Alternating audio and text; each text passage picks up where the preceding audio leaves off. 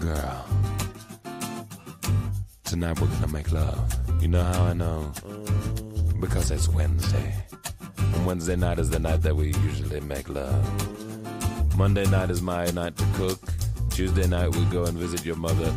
But Wednesday we make sweet weekly love. It's when everything is just right.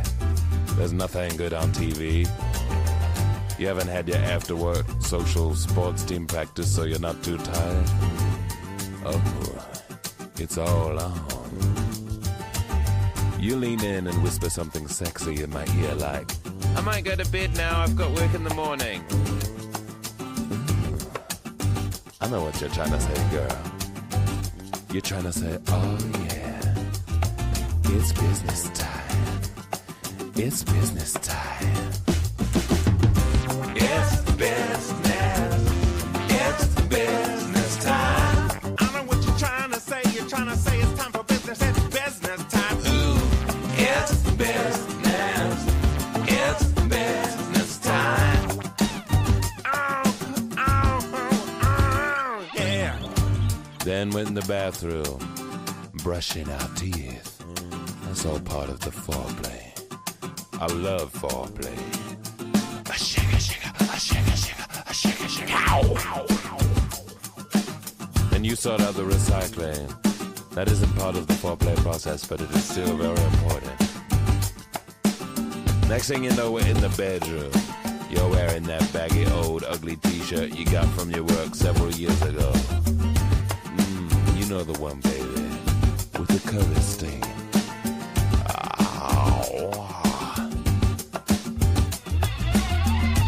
I remove my clothes very, very clumsily, tripping sensuously over my pants. Now I'm naked, except for my socks, and you know when I'm down to just my socks, what time it is. It's business. It's business time. You know when I'm down to my socks, it's time for business. That's why they call business socks. Ooh. It's business.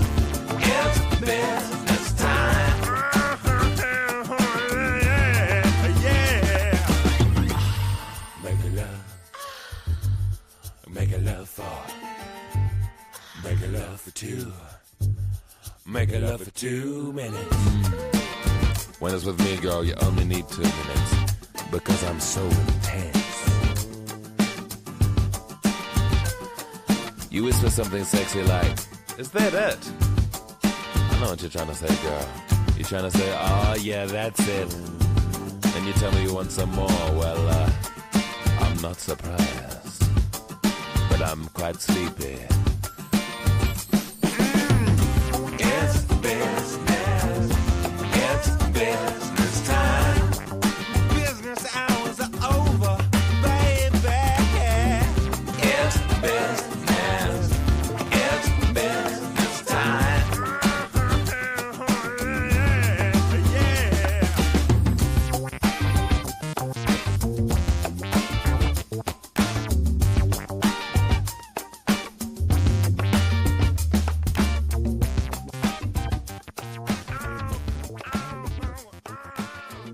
What's going on, everybody? Welcome to the Uninformed Fan. It is Wednesday, and Wednesday is the day that we usually make love and talk some sports. Jeffrey, how are we doing today, my friend?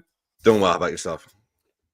I'm a little upset about a bad sexual episode I had the other night. What? Liar, Liar. You ever seen it? Beautiful show. You got to expound on that now.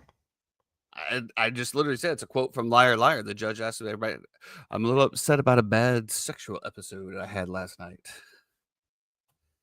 He boned his boss. But everything else is going good. It is fantasy football playoffs. Week 14 is over. Week 15 is live. Lots going on in the NFL. Last week, the NBA Mickey Mouse Cup, or whatever it's actually called, is in full swing. I don't even know what the hell that is. Players are getting record deals in Major League Baseball, and we're just out here looking for crumbs, and that's just the way it is. Jeffrey, you ready to talk some sports today? We got a jam-packed show. Congratulations, by the way, on making the playoffs in our big league. Thanks. I have a done. feeling it's going to be one of those first losers, but whatever. It is what it is. I have 3 leagues. I made them in 2. I needed like 8 points from CeeDee Lamb. No, 6 points from CeeDee Lamb to get a first round bye, only because my Buffalo Bills defense got me -8. So always a fun time with that. I think honestly in our big league, it's just buff or bust. That team is something else. Yeah, It's literally. Listen, he picked the Burrow Chase combo. Derrick Henry, Zay Flowers. He's Brian done really Robinson well. Jr., Nico Collins, Kelsey, Zay Flowers, as you said, Williams from Detroit, Chiefs defense. Kelsey's had like 1 touchdown all year. So yeah, but I mean, he's still. We can. I think we can agree the tight end position has been extremely down this year, anyway. But I mean, he's still got to be what, top 5? Yep, 5th. Well, I don't know about the tight end position being down. I just think that there was better value in certain people, whether it be No. I'm not talking about that as far as the draft. Brock I'm just talking about straight up points. Yeah. Okay. I mean, to your point, I think Brock Bowers, honestly, outside of Brock Bowers, I mean, who? Taysom Hill. I mean, had which is really weird, and it's really you sniped Taysom Hill from me in that league because I think it was one of those ones where I didn't want to use my waiver wire. Your priority because I knew to wait for it to correct. Process. And I think you did use your waiver wire and snagged him. And I'm like, you son of a bitch. And then the same thing with Joe. Joe snagged Jonnu Smith, I think from the Dolphins in front of me as I was trying to get it. Because obviously I've been holding Evan Ingram, which was a great pick to start the year, but the Jags have just completely imploded. He's still getting the dink and dunk catches. It's just not what you would expect out of Evan Ingram. Different with Mac Jones as opposed to Trevor Lawrence, right? Where Trevor Lawrence was go when they're running that hurry up. It's just Evan Ingram, 5-yard outs and yada yada yada. The Jonah thing killed me this week because I was going against him, and that's that same league that I ended up getting -8 from the Bills D. He has 0 catches going into overtime, and then ends up getting I think 3 or 4 catches in overtime and the touchdown to end it. So, Some sneaky moves there. I mean, some good moves by the boys over there. But like you said, I think I think this is just Buff's year. It's going to take a lot. I see you in there, Buffy. I see you. I knew you'd be in here today, ready to go as you sit back and relax with your week 1 bye. I'm not feeling too confident.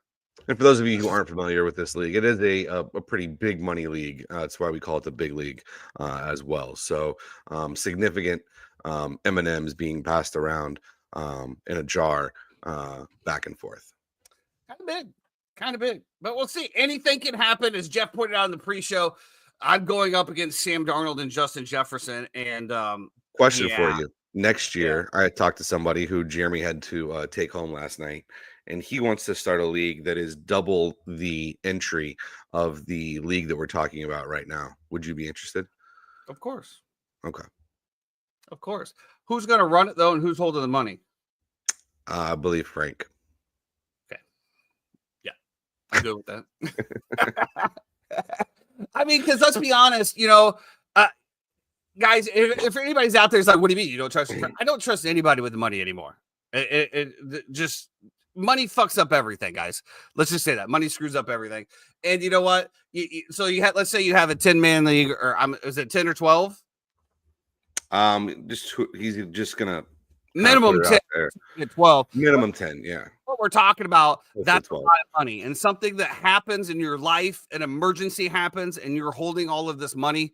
It's very hard to not just tap into it and be like, I need it for now, but I'll put it back. Mm-hmm. And I think a lot of commissioners, that's a tough position for a lot of commissioners. Well, I don't know if you remember back in the day when we first started the Honey Pot, my idea to Mark, and this is 4 or 5 years ago, was to take Honey Pot money and put it into a crypto wallet.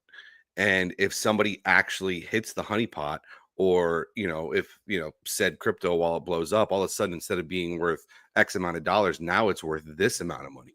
You know what I mean? Or I like the idea of that group or whatever that puts it all like $10 a week on a DGen parlay. Mm-hmm. I thought that was pretty cool. I mean, you got to hit one eventually, right? They would be Elon rich. You're right, John. Did you hear about Jeremy's? And unfortunately, he just stepped up from the computer not to be able to He defend probably went himself to go here. relieve himself. But his parlay that he had. So Hard Rock obviously being legal, Jeremy puts down in every week they do a pick 'em pool that they're a part of. But Jeremy picked every single game right. This is a couple weeks ago when 49ers played the Bills. Every single game right. It was like 5 for like $6,000, right? He hits every 1 o'clock game, every 4 o'clock game. He gets busy on the bar. I guarantee you they were offering him a cash out because the last two things that he had left were At minimum, you could hedge. he had San Francisco to beat Buffalo, and then he had Denver on Monday night, who ended up beating whoever they played, Cleveland, on Monday night. So he literally left thousands of dollars on the table because he was busy on Dock Bar. Was it Dock Bar? Captains. Admirals, wasn't it? I was on Admiral's Bar that Admirals. night. Yeah. I missed a cash out on that of easily $1,800. I told you I would have just sent you $3,000 and we would have figured it out. Like I you know. could have just put 15 and 15 on both games and whatever. You know what I mean? Like if you hit for 6. If you don't, you're at least getting 15 out of it. Unfortunate, but Unfortunate that work life. The other thing was in one of our pick'em leagues I lost because of points because in that Broncos game because I picked 8 points would have been the difference in the score, and the person who's won like every freaking week in that pick'em league, he picked 9 points, and that pick 6 made it wasn't even the 9 pick points. 6. Remember, they drove all the way down and they're down by 9, and me and Jeremy are like, kick the field goal. You got to get the onside anyway and get the touchdown. And then they end up, Jameis throws the pick in the end zone, and Jerry Jeudy rushes the guy down and catches him at the fucking 20-yard line or whatever it was. I know there's a lot of people about that because that caused the Browns to not cover. Yeah. There was a lot of people upset with that one. Kind of like the Colts, man. The Colts, I had a -2.5. They're down there tied. I'm like, great. We're going to go overtime. They're going to kick a field. Nah, we're going to go for 2 right here. Screw it. Screw everyone. Bub says he was Appreciate slammed with coconut mojitos. That you're 100% correct with that, probably. Seems a little chilly for coconut mojitos. What else do you have to muddle there by hand now to make? Well, I mean, the coconut mojito obviously was one. I mean, all of them you're supposed to. I mean, the strawberry gin fizz, the even the lemonade, the blueberry lemonade is like supposed to be. You're supposed to. It's all batch now. I know it's batch, but technically, if the customer was sitting at the bar, they wanted us to muddle it in front of them and not. It's batch because of Gigantor, honestly. And shout out to him for winning. There's a lot of good stuff for winning the Honey Pot back-to-back years, and then going to last place and having to pay the Honey Pot. And I loved his response. He's like, "Yeah, I'll take my 3,240 M&Ms, and you can have 240 of them back to pay the Honey Pot, and I'll keep my 3,000." Well played. Probably why he didn't set his lineup the last week either. And I know there was some back and forth about that as well too. Yeah. Let me ask you if you think that this is bad, right? And it's because I was going back with said person about this. Said person needed Gigantor to lose, and then we'll get right into the games right after this. But I just want to touch on this and ask your opinion on it. Said person needed Gigantor. This was I'm bringing this up real quick. This was week 13, right? I believe this is last week. This is last. Last week. Okay. Last week. Okay. Somebody needed Kroll to win to have a shot to make the playoffs. Now, Sonny's team went crazy and whatever. Said person said to them, listen, you're not setting your lineup correctly. This is how you need to set it. Said person offered to pay for the Honey Pot buy-in if the lineup would be allowed to be set by them, by somebody who's not. Seems like collusion to me. I said that that's a gray area. That's not gray at all. If you're offering to pay someone to set their lineup, that is collusion. But it wasn't. That is a terminable offense. It wasn't paying for their lineup for them to lose. No, it was I understand paying that. for their lineup for them to win because they thought they put the wrong players in. Well, I mean, when you look at Jordan Reed, 0 points, Cole Kmet, 0 points, and Garrett Wilson, 20 points on the bench, and Jaden Waddle. But because I did look at this, right? But if you go through Garrett Wilson, this hasn't been a sure thing by any means. I mean, 6.6 points the week before that, 3.8, 6.6. But to your point, it definitely, when I saw it, it was like, he's just not setting his lineup. And of course, it didn't matter because Sonny, had Sam Darnold and Justin Jefferson. Correct. that was it. But yeah, that seems a little shady to me. It seems a little gray, and I think it needs to be investigated. I said I don't think it needs to be investigated because it didn't happen. I'm opening a formal investigation. It didn't happen, but my opinion was that it was a gray area because it opens yourself up to more cans of worms. And at the end of the day, it didn't get agreed upon and it didn't end up happening. So it is what it is. But what do you think? What do you think, John? What do you think, buddy? Should we open up a formal investigation? Buff, you're in here as well.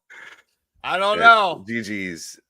We'll find out what happens. So let's get into it. Let's start off with the Tampa Bay Buccaneers. Raiders 13, Bucks 28. The Bucks get it done again, but man, it was a sloppy day out there. The Bucks did end up righting the ship and finishing off the Raiders to take a above 500, 7-6, and a one-game lead over the Falcons in the NFC South. Bucks fans have to be sitting pretty of what they saw there and the remaining schedule that they have to make the playoffs. Yeah, listen, this is a big game this week that they have, obviously. I knew you were going to post that one. I was going to click on it before you, but I thought it was clickbait, but John wouldn't do that to me, right? This could not be sarcasm in any form. So yeah, I'll just listen. I thought this was a terribly sloppy played game from the Tampa Bay Buccaneers side. Baker with 3 turnovers, 2 picks, and a fumble. He's not helping my MVP odds. Those are dead after what Josh Allen did, which we'll get into. But yeah, I just thought it was sloppy all over. I didn't think the defense played exceptionally well. They did stand on their heads when they needed to a few times. They got to be better. They need to be better. They need to continue to get better. They have a big game coming up this week out in LA. I don't know. Let's go and dip our toe in that. We're going to the LA Chargers, who have been a definite surprise this year. I don't think anybody expected them to be terrible, but nobody expected them to be having above 500 record and be in contention for the playoffs in Jim Harbaugh's first year, especially after getting rid of, was it Mike Williams and Keenan Allen? They got rid of, a lot of the high price players. They weren't really expected to compete, and yet here we are. Yeah, they have a really good defense, and their defense stands on that. And their offense just tries to kind of minimize turnovers. Not a lot of huge shots downfield. It's a lot of run the ball, control the clock, hit your little outs and crosses to Ladd McConkey, and Josh Palmer took over that role this week to perfection and played really well. And even when Quentin Johnson starts catching passes now, becomes more of a dangerous offense, obviously. So when and if. Listen, Vita Vea is going to have to show up. That defensive line is going to have to create pressure with 4. And if they're going to have a chance to be able to go out there and win. It's going to be a great game. There's a lot of good matchups this week, as we're going to continue to touch on through we get through it. We did speak about the Falcons already, who went into Minnesota, got absolutely throttled 21-42. As a Bijan Robinson holder, I could have been more excited going into this year of what I expected out of the Atlanta Falcons offense. As John pointed out, he did take Kyle Pitts off my hand, who's just been irrelevant since he came into the league. Let's be honest. It's just been absolutely irrelevant. Drake London has had some great flashes. Bijan is just an absolute workhorse. Tyler Algier is a great spell. Those two guys are they're great. It's kind of like the Detroit Lions thing, where they have such a good running game. It makes me wonder, why are you even putting Kirk Cousins out there to throw in these situations? Just run the ball. I watched Bijan Robinson go the whole field down, and they put Tyler Algier, Ray McLeod III in there to get that touchdown, or whoever the other third string backup was. Thanks a lot, guys. Appreciate that. But I mean, is it a time for a change? I mean, you just signed Kirk Cousins. You went and drafted Michael Penix Jr. The Atlanta fans on X are absolutely chomping at the bit to get rid of Kirk Cousins already. I mean, what do you do here if you are the Falcons owner, GM, and head coach? I don't know. I mean, they average 5 yards a carry on the ground. Kirk throws for 344, 9 yards per attempt, and only gets sacked 1 time. I thought that going into this game, that was going to be a huge thing for Minnesota, was going to be the amount of pressure they're going to be able to put on Kirk and his ability to be able to be mobile and not be a statue. They protected Kirk pretty well. He does throw the 2 picks. This is just an onslaught of the Minnesota Vikings and a failure in the defensive secondary by the Atlanta Falcons. I don't know if you saw that clip of Alford where he's running around trying to chase down Justin Jefferson, who's running the entire time with his hand up. And Alford literally runs one way, runs the other, turns back the other way, and then dives to nobody. It's one of the funniest clips I've ever seen in my life for a DB. Absolutely hilarious. But I just think this is a complete and utter failure on the defensive end. And the problem with that is that Raheem Morris is brought in as the DC to be able to make sure that this is, the one side of the football that is going to be taken care of. I don't know if a quarterback change is going to do too much. I don't know. I would rather have Kirk out there right now because of his ability to be able to process things and make the right read in terms of getting the ball out quickly. When you get into Penix, there's going to be, we've seen it with all the quarterbacks who started the year, right? There's going to be a buffer period. And if you're Atlanta and you think that you still have a shot to make the playoffs and make a run, and that's how you built this team, then I think you got to stick with Kirk Cousins. I completely agree. I don't see how. I mean, and I know Falcons fans, trust me, I know. I know, bro. I know what it's like. But you can't make this change yet. One, I don't think that he's had the reps. You're getting into the home stretch here. So you're talking about playoff mentality, playoff pressure. That's what you're going to throw your rookie straight into. And to your point, is what we said previously. Who is Michael Penix Jr. going to play defense? Right. Because you gave up 42 points to the Minnesota Vikings. And let's just be honest here with the Chicago Bears, and they're reeling, right? The defense has just been absolute just garbage lately. And, the Bears held them to 30. I mean, and that was with overtime. I think there's a lot of issues, man. A lot of issues in Atlanta. And I don't think that it's just the quarterback. We saw it with the Arthur Smith last year, which I don't understand that, he goes over there and now he's just this wonderful wizard of an offensive coordinator when arguably he had just as good, or if not more weapons in Atlanta, maybe not quite as good as an offensive line, but he's shining over there. And it's just like, well, what part of the offense just didn't click over here? And it seems like whatever that stigma is in the personnel group that they have in Atlanta, either A, just doesn't gel together, or they just can't get it done. I don't know. But, we looked at the Falcons as possibly, obviously, I think they were the favorite, hands down, to win that division. They were minus 300 to win the division when the year started, for sure. Correct. And then, now, I mean, I don't think there's many people that are putting them in the playoff picture.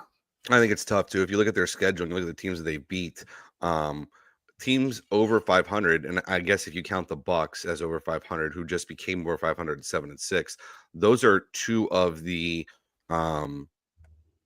what? 3 wins that they have against. The other one is against the Eagles, where they came back and made that miraculous comeback at the very end. So when you look at the way that the schedule played out, their losses: Steelers, Chiefs, they beat the Saints, they beat the Bucks, they beat the Panthers, lost against the Seahawks, then beat the Bucks and the Cowboys, and then loss: Saints, Broncos, Chargers, Vikings. Now you get the Raiders on a Monday night.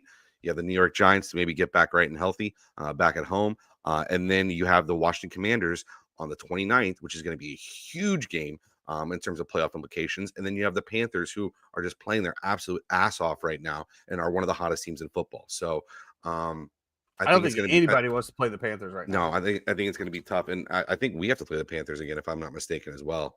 I think you have one against them, yes. I think that's going to be tough as well, too. So I don't know. Yeah. I mean, the Atlanta Falcons are just an absolute shambles. I don't see any light at the tunnel, Falcons fans. And there's nothing worse than when you're holding on to hope and you can't see the ending. So Godspeed and God be with you. But speaking of a complete dumpster fire that has no hope, let's talk about my Chicago Bears.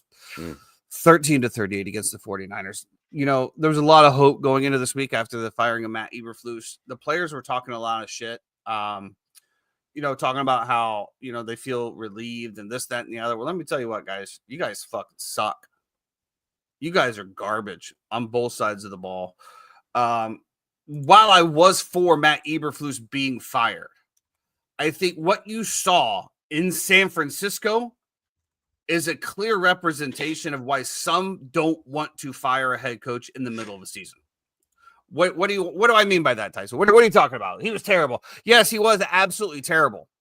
But what you did is you took Thomas Brown, who went up and took over as offensive coordinator and showed amazing results with 3 weeks, and the fit that it was working, whatever time that he had to spend with the offense to get it going was humming. Caleb Williams was looking great. He was one of the top 5 quarterbacks over those 3 weeks in yards, QBR, touchdowns, the whole 9 yards. We fire Matt Eberflus, and now we say, okay, Thomas Brown. And I was one of them, again, that said this needs to happen. Thomas Brown, you're now the acting head coach. So anything that you're doing before, now we're piling on top of it. We made Washington the defensive coordinator, which I don't even where that guy came from. I don't even know. But then we go out there, and at halftime, it was 2 yards of offense versus 310 yards of offense. And, guys, I don't even know what to say anymore. I think that, again, I think obviously Matt Eberflus had to go. But did we hurt Caleb Williams again in his development? Because now we took away the one person that was obviously helping him move into a professional quarterback level to be able to play at this level. Now we pulled him away and minimized his time because now he's the acting head coach. I mean, 13-38, this is just an absolute embarrassment. I don't even know how players hold their heads high.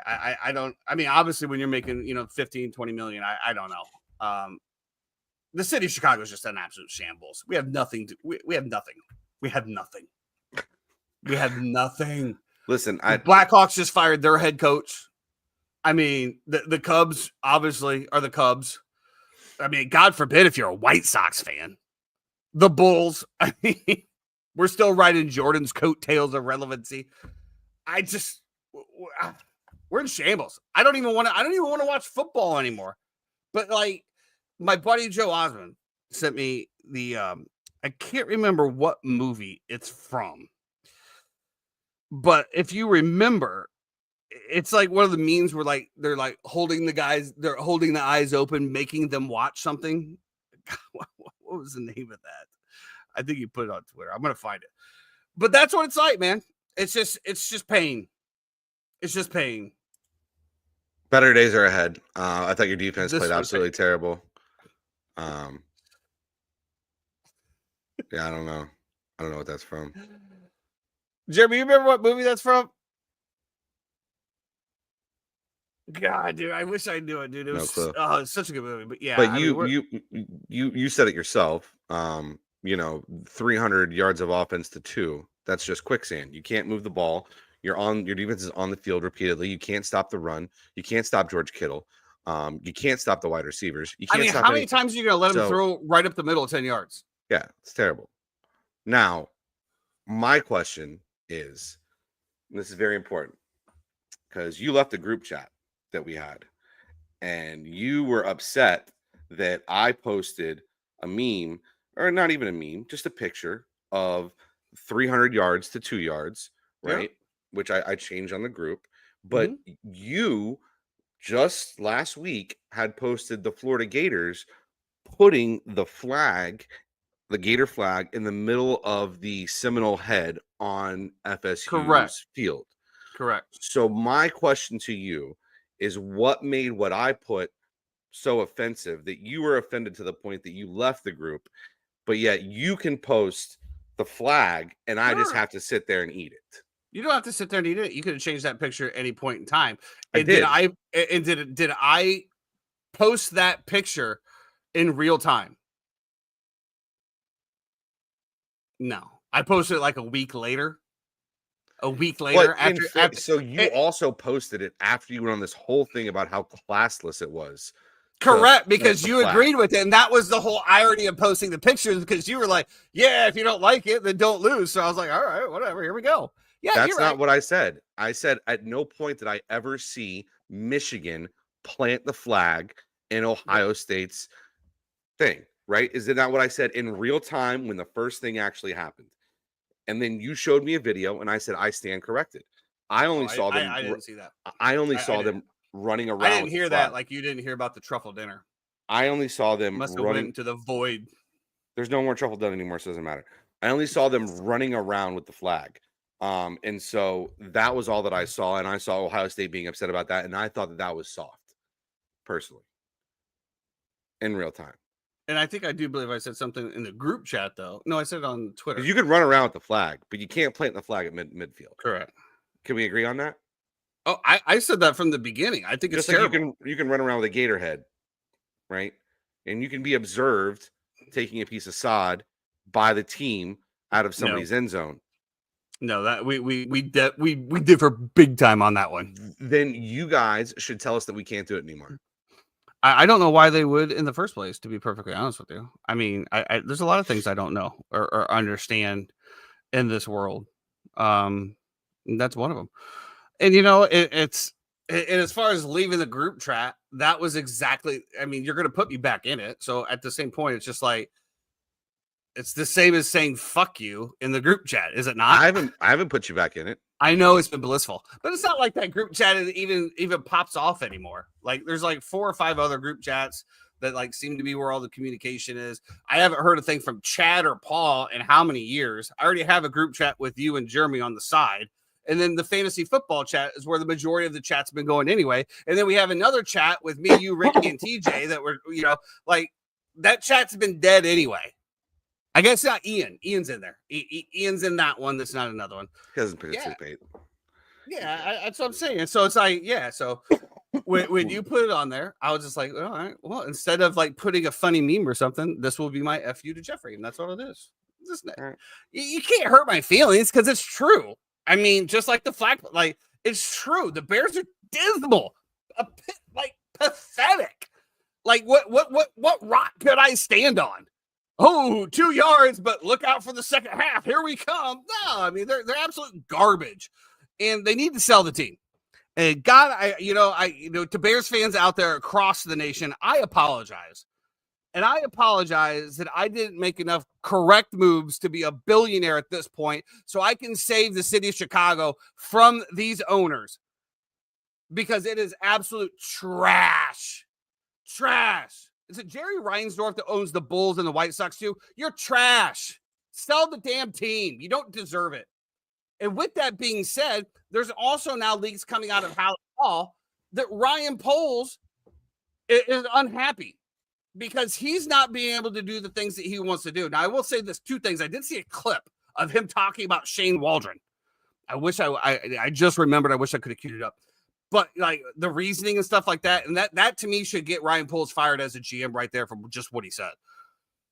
But the fact that Kevin Warren is trumping him on roster maneuvers or whatever, I mean, it's just the McCaskies involved again, man. And why would anybody want to come here? We're talking about this coaching search. We're talking about Ben Johnson, right?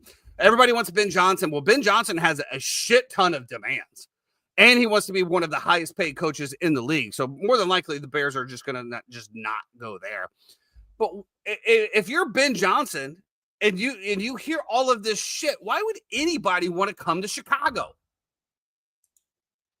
I don't know. I think it's just a shit organization, man. And I'll tell you what, I'm tired. I'm tired, man. I'm tired of spending thousands of dollars to fly up to Chicago to see a Cubs game, a Bears game. I'm going to go spend thousands of dollars to go to Tampa to see the Blackhawks play, to see Connor Bedard, because my wife thought she would surprise me with some tickets, and I am a little excited about it, but it is what it is. They're going to lose. And even if they don't, they're not going to be any contention. They just fired their head coach. It's just shambles, man, and I'm tired. I'm tired. We even thought about moving up to Chicago. Did I tell you that? Why? Just the big city life, you know? I feel like I could live in New York. I don't know. There's just a lot of stuff to do, right? I mean, at any point, any day, you can go out, see a band, do whatever, have, nice restaurants, things of that nature. Of course, you can go see sporting events, cultural, all of that kind of stuff. We just been thinking about trying to get towards a big city. And we were looking at, of course, then, we looked at, the taxes and no. I mean, Illinois is just in shambles. I don't know. I guess, Dad, if you're watching today, shame on you for bearing me in Illinois. You could have done better. If you are watching, I apologize for wearing a hat. He does watch in the mornings now. He said he usually makes it about 15, 30 minutes in until we get into some off rants. He was asking me about crypto the other day after our talk on that. So that was quite interesting. Again, Chicago Bears, pack it up, pack it in. Let's get out of here. But I do need you this week to show up on defense, please. I'm going against Sam Darnold, Justin Jefferson, and my entire playoff hopes ride on the Chicago Bears defense. It's not looking good, boys. It is ironic that it comes down to this. I just think it's like poetic in a way, in a sense. I almost just want to start the defense as well. It's like you just want to go all in. I mean, either they do good or not. I don't know. Higgins. We're going to talk about T. Higgins in a little bit, but remind me to talk about T. Higgins' social media on there. Anyway, let's get into some good teams here. The Packers 31, the Lions 34. Riverboat Dan. Should we start calling him Riverboat Dan? I know we had Riverboat Ron. Riverboat Dan seems a little bit more apropos to me because this dude just goes for it all the time. Can I tell you what I think about it? I think it shows a lack of confidence in your defense. I think that how could it not be? How could it not lack of confidence in your offense? What do you mean? Confidence in your offense. I mean, it could go both ways. Why? I didn't say that it wasn't that. And the offense is more than welcome to take it like that. But if I was a defender, I'd be like, damn, he doesn't think we can stop. You do know that they have like 20 defenders on the IR, right? I understand. I mean, they're down to like second and third string. They're still getting it done. Well, what do you think, man? Do you like his approach to these forced downs? Do you think he's going to do this in the playoffs? I don't think so. I think they're fun. And it's fun in the moment when you're watching it and you're hoping that everything goes well. However, no, I think it's terrible. I would not recommend it. Even if you look at the play, Jared Goff falls. You know what I mean? Like he does trip. Like there's like disaster written all over it that's about to happen, and somehow they miraculously do what the Lions do, and they just find a way. But no, I don't think that this is like sustainable in any way whatsoever. I like it twofold. Let me tell you why. I like it twofold because the more fourth down completions that you do and the more reps that you take, the less pressure cooker I feel like it's going to be. Now, with that being said, I feel like right now the Lions know they're obviously making it to the playoffs. They're trying to get the number 1 seed, right? So you can roll the dice a little bit. You can be a little bit borderline, right? Come playoff time, I don't think he's going for it on his own 30-yard line or fake punts on his own 30-yard line. I just don't think that. I could be completely wrong. I do like what you're talking about. That defense is in shambles. And what they're doing with who they have is pretty impressive. I don't think they get anything back or anybody back on the defensive side going into the playoffs. So to your point, maybe that is it. Maybe he doesn't have confidence in his defense, or he just needs to leave that defense off the field to rest up because they are so banged up. They have no depth. I don't know who they're even going. I don't think that when it comes playoff time and it's win or go home, I think you'll see a little bit different mentality. Now, when they're in the enemy's territory in the 20, 30, I 100%, I still think that he will probably go for it at that point in time. But you got to also remember they're probably going to have home field advantage. So kicking field goals is a lot easier in a dome in January. It's twofold though, right? Because you know that your defense is going to be able to stop a nosebleed. And so do you have to continue to go for it to try to score touchdowns as opposed to kick field goals? So there's another mindset that works into it as well too.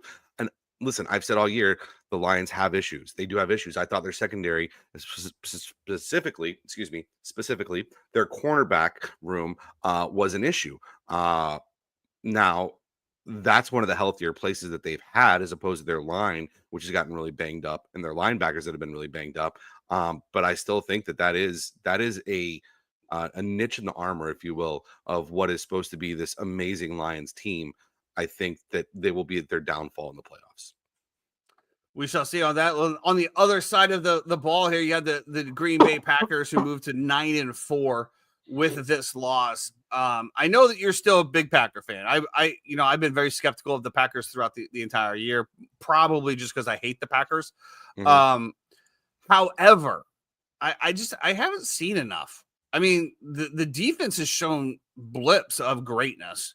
But then like this, I mean, of course, you're going against a Detroit Lions team that is a very, very powerful offensive weapon, but you're still giving up 34 points. And I think it was one of the best turnover defenses in the league going up into that or top 3. I can't remember exactly what it was. Jordan Love has looked shaky at times. Let's also remember this is only his second full season as a quarterback in the NFL. I'm not buying this Packer team to get it done throughout the stretch and in the playoffs. I am. For the simple fact of if you look at, they have 4 losses now, 2 of them to the Lions, both very close games.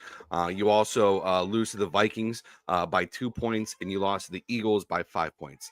So they haven't been blown out. They've played very. How many one possession wins have they had? 1, 1, 2, 3, 4, 5. 5. Yeah. 50% of your wins, one possession. I mean, we can say the same thing. We can say the same about the Chiefs, of course.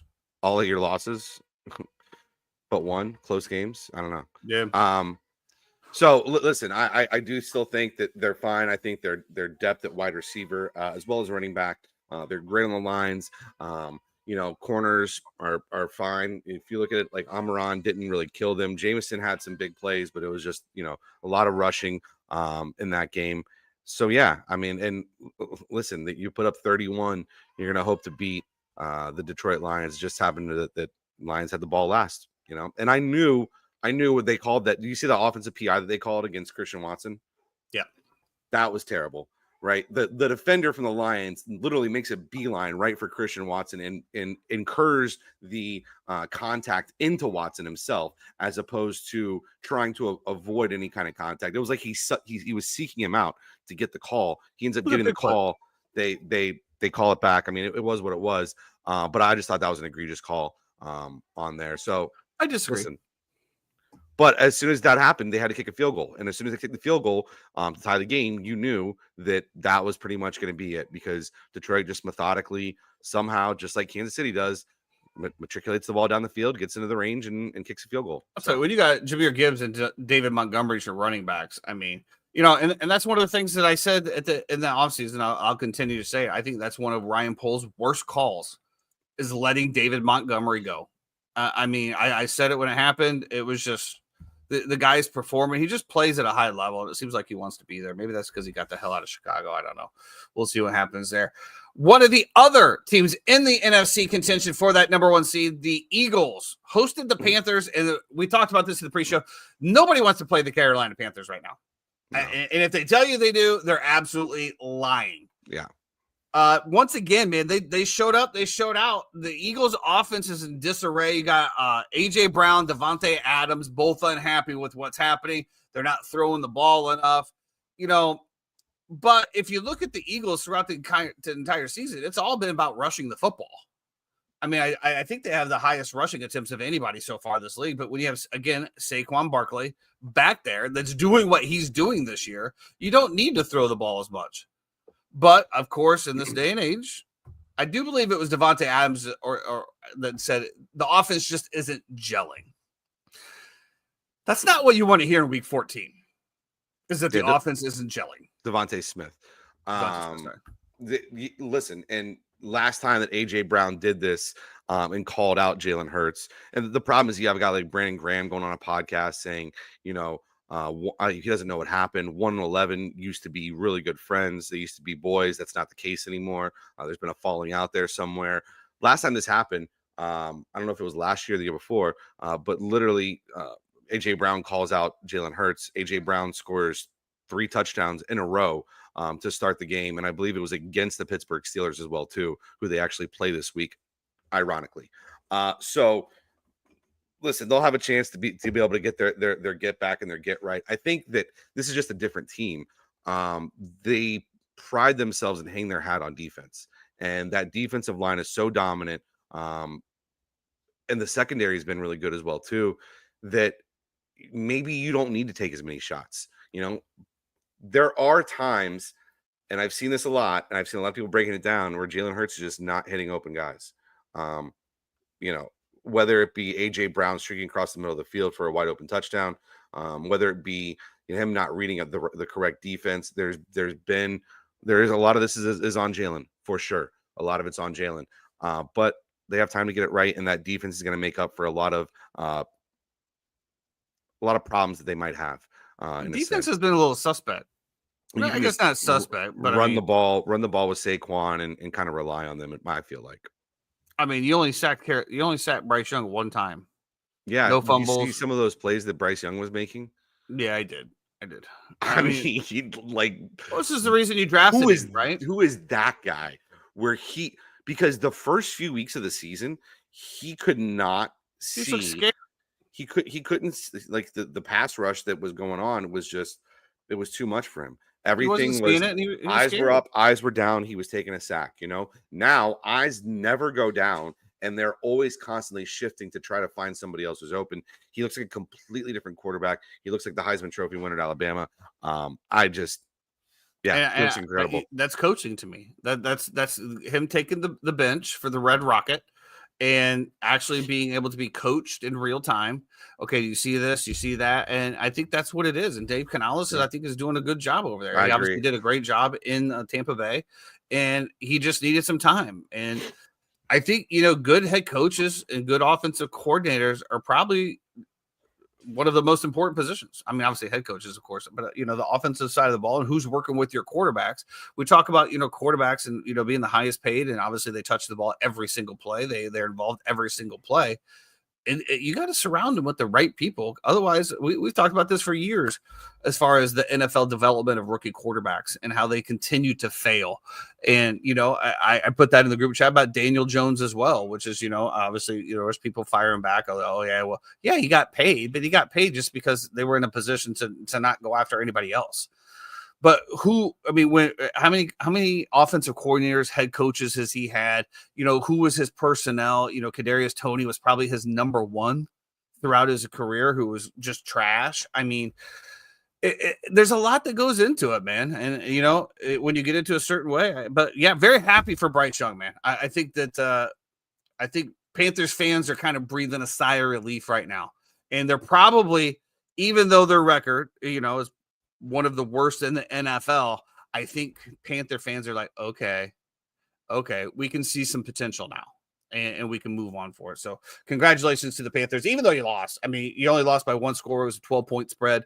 I saw some sharps actually put out Eagles -12. And as you listened to the show last week, we both love the Panthers in this situation, especially getting 12 points. I don't see the Eagles even trying to blow anybody out anymore. So that was just way too many points. The Jets going to Miami, and the Jets. I'll tell you, one of the things that me and my cousin Clay talk about when we're watching the Bears game is bad teams just find a way to lose.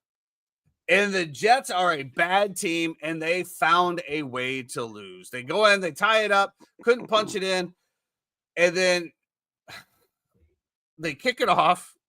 They allow the Dolphins to return, I think it was 40 yards, back to like the 50 or something of that nature. Mm-hmm. 2 plays later, and this was with 56 seconds left, by the way. They kicked off with 56 seconds, and the Dolphins kicked a 56-yard field goal with 12 seconds left to beat them, or to put it into overtime.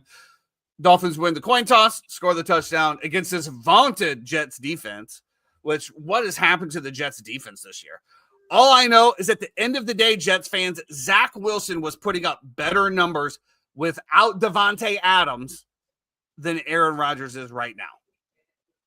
What do you got to say about that, Jet fans?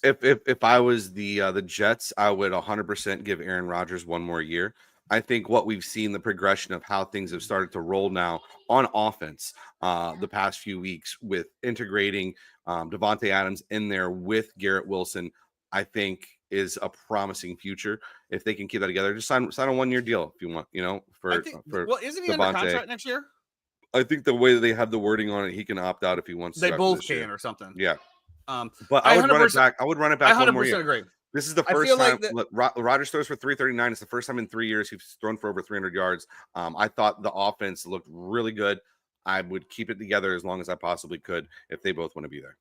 I think they're kind of in the situation that the Bears are, to be perfectly honest with you. They're supposed to have a good defense who is now reeling. The offensive weapons are there. you still don't have a head coach. You don't have a coaching tree or system in there. I 100% agree. You have Devontae Adams for, I think, 2 more years. You could trade him, but nobody's picking up that price tag. The reason why the Jets picked up those price tags is because they thought putting him with Aaron Rodgers was a good thing, which it will be.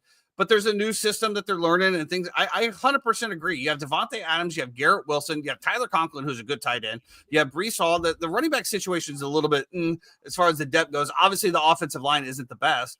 It's the same thing as the Bears, right? You go into the next draft, you go into free agency, you try to sign some offensive linemen, you try to draft some offensive tackles, and then you see what happens when you give Aaron Rodgers time. And I think that's 100%. I think if you build it out a little bit better, I think that I couldn't agree more. As bad as Rodgers looked through the beginning of the season, he wants to stay there, or at least he said that kind of. I don't know what it's like in the locker room, though. I don't know what kind of atmosphere he's doing or bringing. But I think that you're 100% right. Are you getting robbed? Is there a SWAT team outside your car? Your house? No. There's my car is parked on the street right now, and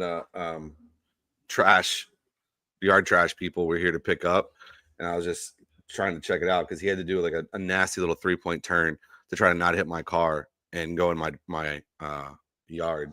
So I was just making sure everything was copacetic. You're one of those guys, impeding the trash man. Unbelievable. Let's get into Arizona. The Seahawks go there 30-18. I did want to piggyback one thing because the coaching search that they're doing in New York, I do think it'd be an interesting place for a guy like Belichick to land. I know they've already said that they think Belichick is going to end up in North Carolina. I know that situation is fluid at UNC. I think that they came to some kind of terms of agreement where Belichick wants his son to take over for him at head coach whenever he's done. He also gave them, supposedly from the source, a 400-page manifesto on how things have to run and the expectations that he will have. And he gave them time to read the manifesto and go over it and then get back to him on how they would like to proceed. I do think the Jets would be an interesting thing for Belichick, though. You'd be going back to an organization that you already know. You'd be able to have control. Johnson, you can kind of go tell him to go kick rocks if you wanted to. And you can bring in some good coordinators to try to right the ship there. You can bring in a guy who Aaron might be comfortable with, or just let Aaron do what Aaron wants to do. Either way, I think that the little bit more discipline and a little bit more structure is needed there in New York to be able to be successful. Let's talk about this twofolds here for a quick, because you did bring up Bill Belichick. And Bill Belichick to North Carolina to me is just absolutely egregious. Hilarious. And I can understand that he might be doing this for his son, right? To make sure that his son's taken care of. However, can you imagine Bill Belichick recruiting or NIL? No. Could you imagine? You think about players in the NFL that make it to that league, and sometimes the attitude that they have, right? And these kids, if they don't like what you say, they just hit the transfer portal. I think that is an unmitigated disaster. I think the tough thing too is these guys are trying to negotiate contracts every year. It's not like you're bringing a guy in and you're signing him to a multi-year NIL deal. Even with like FSU, some of them are right. Like the guy Luke Kromenhoek or whatever, the 5-star kid that we had who was a big supporter of our class last year and came in and yada yada yada, and started the last few games for us. Burned his red shirt up. He asked the NIL group for, some people say 800,000, some people say $1 million for the year, and they said no. Like, we're not giving you Cam Ward money for the production that we saw last year, and so he's in the transfer portal. It's a new age. It's a new day, and I don't know how Bill would be able to handle and mitigate those circumstances. I think it'd be really tough. It's another one as well that you brought that up, and Jack Plyburn, who was a good for us. Your defensive end. Yeah, I don't see it here, but on another one I saw, he had demands. Mm-hmm. He wanted $45,000 a month. He wanted to be assured that he would play every third down. And then there was another, as far as a playing time, to be sure that I'm sure, started every game. He had to be in every third down. And like, what world do these people live in where you're going to come in and say, I better play. I need to be guaranteed I'm playing every third down. Well, let me tell you something. my good man. And because you're going to find this out in the real world when you probably don't go to the NFL. It's not how that works. Your performance dictates when you play. And if someone's outperforming you, you don't play. I can't imagine anybody just sitting and be like, oh, okay, yeah, that sounds like a good deal, Jack. Let's go ahead and sign you up. Yep. Mm-hmm, mm-hmm. And what happens in the first third down? You don't play. Contract void. I don't know. I pull Deontay Johnson. I'm not going in the game. The problem is too is that the people that are handling these situations normally aren't the kids. It's parents or like some kind of representation that they've hired that has convinced him. And these actors, these guys who are representing these players who are getting, most agents are getting like 3 to 5%. Sometimes some of these guys I saw are getting up to 20% of their NIL that they're getting paid. So it's like, it's a fantasy land, man. It's crazy. I said that this shit was going to ruin college football. As of now, I guess it really hasn't, in the fact of I feel like it's a lot more level of a playing field at this point. However, it's just getting worse. We'll get into it, and there's got to be some different structures and parameters that they have to do. But I told you this. Everybody said that FSU's thing about the ACC was completely about competition, and it is in some sense, and you could say that they have egg in their face because they talked about SMU and Cal and Stanford and these teams they didn't think belonged, and part of the issue was that they didn't get a chance to vote on that. They just pretty much pushed that through. The other issue is that when this comes down and when they actually have a salary cap in terms of NIL, and it goes away from being all this outside money that can get poured in, and it goes based off of TV revenue rights, you don't want to be behind the 8 ball. And you don't want to not be in the Big Ten or the SEC and not be able to be competitive when it comes to paying for NIL players. Yeah. We're definitely going to get into that college football here in a minute. Sorry about the rant, everybody. We're going to get back on it. Seahawks, Karen's. I mean, now, dude, all NILs go to my money. Playoff scenarios, seeding. It's all running wild here. We got a few more games to get through here. The Seahawks do go into Arizona and beat them up 30-18. Is Arizona's run over at this point? I don't know if it was it's quite a Cinderella story there for a minute. Yeah, it is. I think Seattle. They got who's the kid that their head coach there now at Seattle. They got from Baltimore, Johnson. I forget his name. Anyway, their defense is finally starting to play together, and they're finally starting to. I saw some things against the Jets. Leonard Williams had a play against the Jets, and ironically was once drafted, I believe, by the Jets. But Leonard Williams had a play the last week or the week before where he was playing DN, and he went and he basically engaged with the offensive lineman, knew that there was going to be a slant thrown, drops back into coverage, intercepts an Aaron Rodgers a hot read on a check. He intercepts it and takes it back to the house for a touchdown. There's certain things that you see, and I noticed that immediately the defensive end not only is understanding what they're running as a defense, but is now understanding what Aaron Rodgers is reading as a quarterback and what route he's going to check to the point where he is now playing Aaron Rodgers, one of the greatest quarterbacks of all time, at checkdowns, to be able to force him into a read based off of an engagement and coming back. There's small little things like that where I see like the defensive understanding of their scheme and what they're doing is starting to come to fruition, and Seattle is for real. I will tell you that right now. If they can get Kenneth Walker back healthy, obviously Zach Charbonnet had the game that he had, and there's depth there at the running back position. But if you can have both of those guys and you can have Geno just mitigate turnovers, you still have Jackson Smith and Jigba has been great. DK Metcalf is a monster on the outside. You got Noah Fant back in that trade when you end up getting Tyler Lockett's still there. Russell Wilson. Lockett is still there. He's always going to make a big catch whenever you need it. I do think the Seattle team is for real, for sure. Well, we got a big test this week as the Packers come into Seattle. Yes, it will be. And as somebody again that's not high on the Packers, give me some Seahawks love. Give me some. One of the best games of the week. The Bills go into LA and do drop 42-44. Obviously, no defense whatsoever in this game. As we 86 points. That has to be one of the highest totals, if not the highest total of the year. The Rams offense just looks absolutely scary at times. Mm-hmm. And then there's times I'm like, what just happened?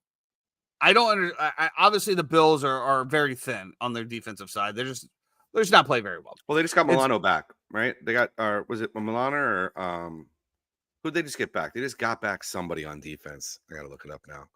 Yeah, they did hold the 49ers to 10 points, but as we said, that wasn't necessarily a full 49ers team.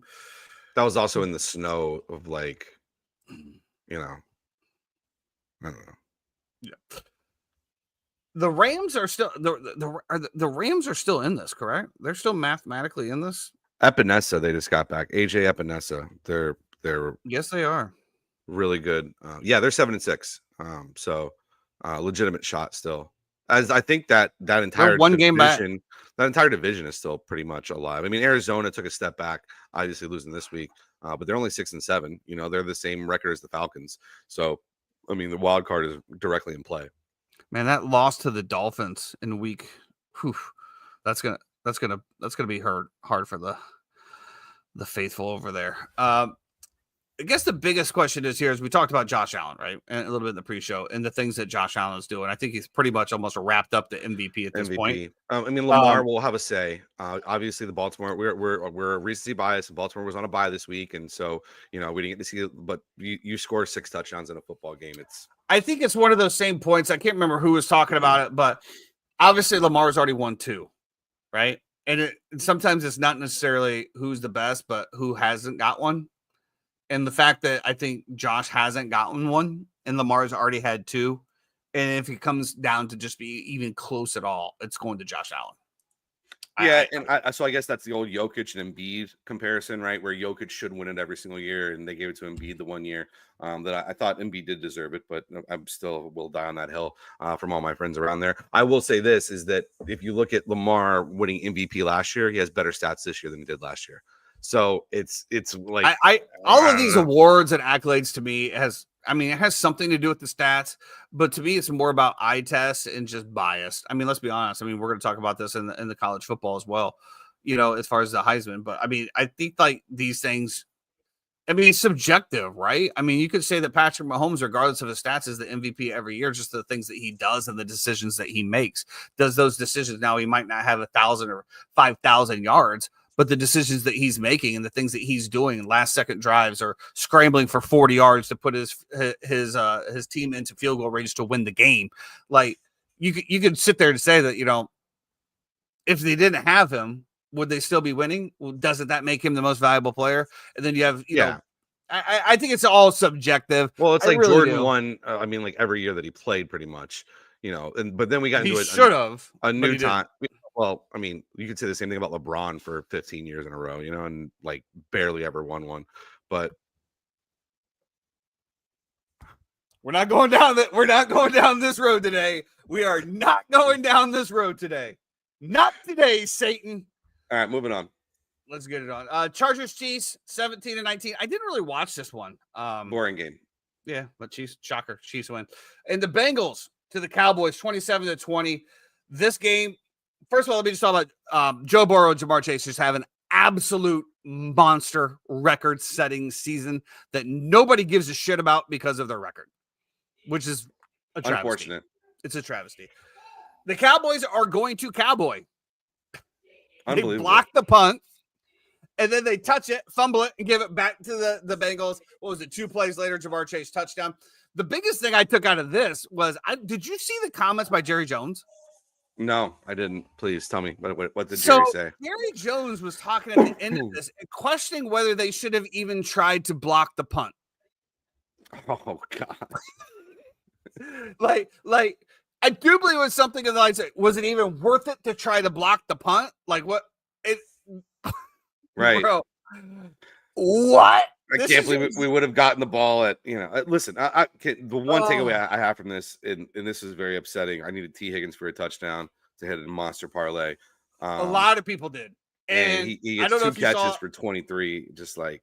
And I don't know if he posted on X. Go ahead and finish your thing real quick. I'm going to find this real quick. Yeah, I just want to say, I think it's Trey Lance time in Dallas. I agree.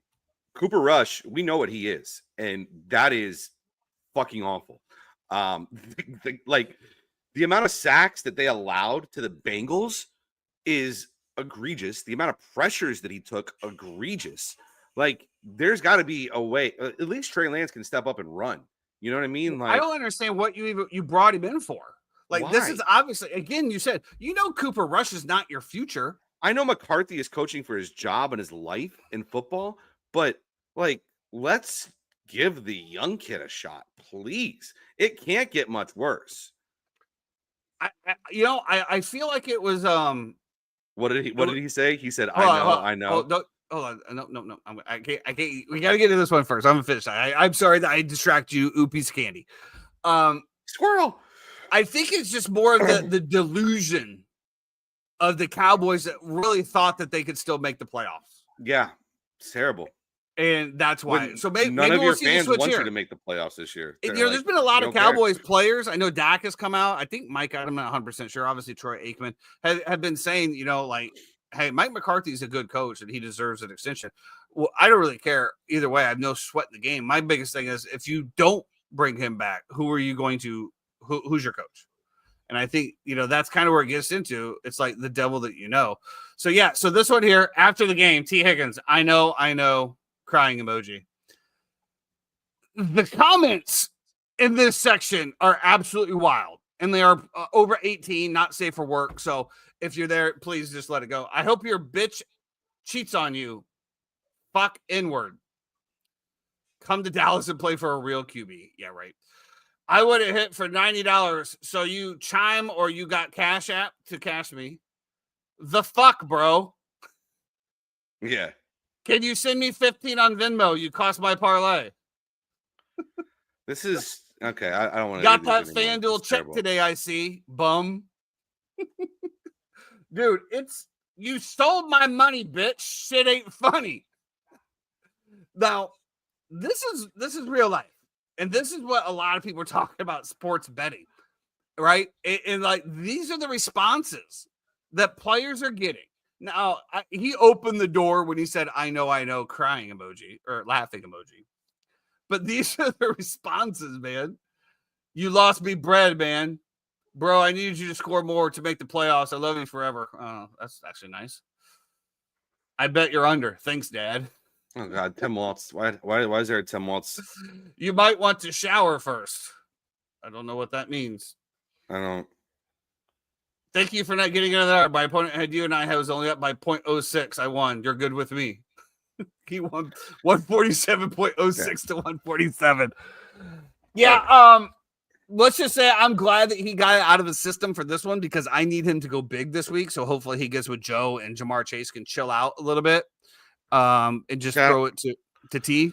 Shit happens, bro. Like obviously Jamar had they have this, simpatico with each other. But I think the three of them together, like they all are like the biggest fans of each other. It's just whoever's open. And it is what it is. It's football. Shame on the Dallas Cowboys Shit happens. for not doubling Jamar Chase. Because that's when T. Higgins thrives. Like it is what it is, bro. Like you lost your parlay. Who cares? Oh, dude, they get death. Shut up. You lost your fantasy matchup? Shut up. Who cares? I can't stand. Oh God, it drives me absolutely up the wall. I've said this earlier. I've seen you complain once or twice on the group chat. I hate it. I hate it. Anyway, feel sorry for me.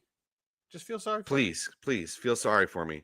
As we wrap up NFL, we do have some good key matchups. We already talked about the Bucs, Chargers, Steelers, Eagles this week. Going to be good one. You mentioned as far as AJ Brown going on. We were talking, and the Bills. Everybody's going to take Pittsburgh. Everybody's going to take Pittsburgh, and I will love to get the value on Philly when it comes back. I don't think so. I think the public will take Pittsburgh. And the question is, do I start Philadelphia's defense against the Steelers, or the Cowboys versus the Panthers? You definitely start the Eagles. I mean, I have them slotted in there, but it's something. Do I start Josh Downs against Denver or Keenan Allen against the Vikings? Keenan Allen against the Vikings. I see you're agreeing with that on my whole lineup, and I don't like it. Let's get into some other bullshit. So Keenan Allen is not the X. Keenan Allen is the slot guy, right? He's the number 2, right? Well, Keenan Allen and Caleb Williams is just Stephon Gilmore would just missed last week, right? Didn't play, might not play again this coming week against the Bears. Look at what Darnell Mooney did. Went crazy. I think there's a similar game could be in there for Keenan Allen or Roma Dunze. I just I just love the simpatico. Honestly, Mark dropped him when he wasn't doing well, but that first week that when Thomas Brown took over, you could just tell that Keenan Allen is his like relief valve, right? Yeah. That's just short cross, and it just adds up. So let's get into it. That's going to wrap it up for the NFL. We're getting on to the NCAA, and the playoff brackets are out. Now, we were talking about this in real time, and when this first came out, what is this? There's when this first came out, first of all, they usually do it, worst to first, but there was a little bit of changes here. The first team that was announced was the Clemson Tigers. Well, that's because of the intrigue. Yeah, I know. Idiots. They put Clemson in at 12. So that's the last seed.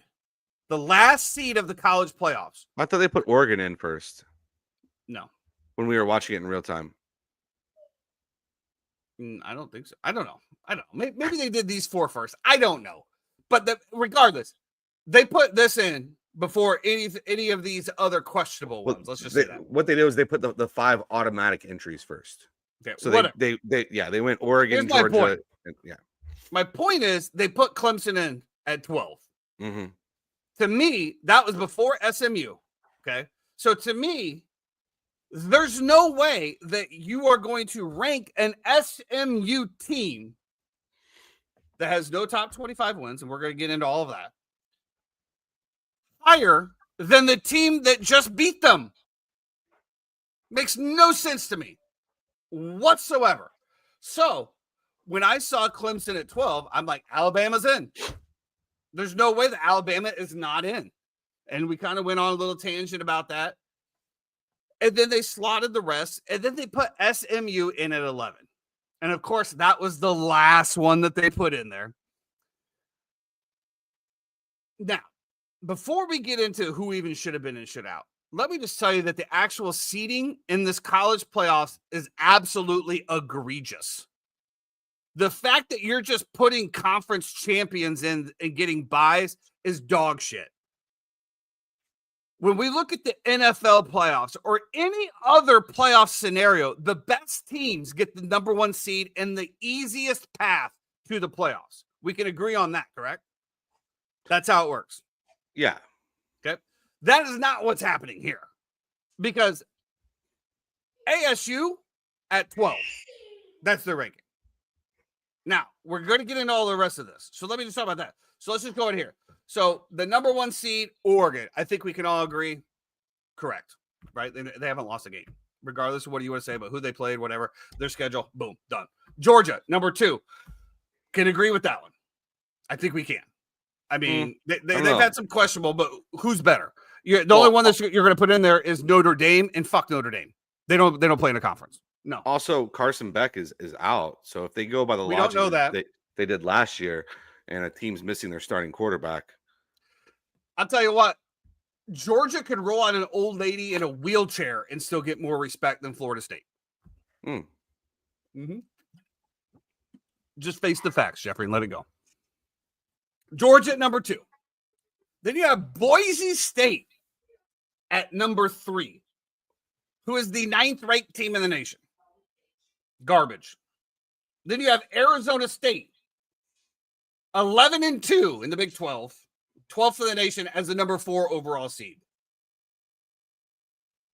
Then you get Texas as the number 5 seed, which, if we're going to talk, we're going to talk about this. Texas, okay, whatever. They should have been in the playoffs, but I'm going to blast Texas on their strength of schedule. Next up, we have Penn State.